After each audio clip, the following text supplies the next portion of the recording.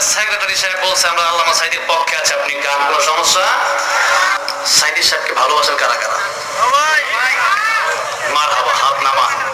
আল্লাহ কবুল করেন।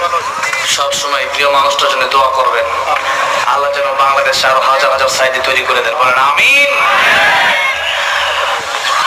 আল্লামা সাঈদী তুমি মরণী, শহীদ হয়েছ তুমি এটাই জানি। আল্লামা সাঈদী তুমি মরণী, শহীদ হয়েছ তুমি এটাই জানি।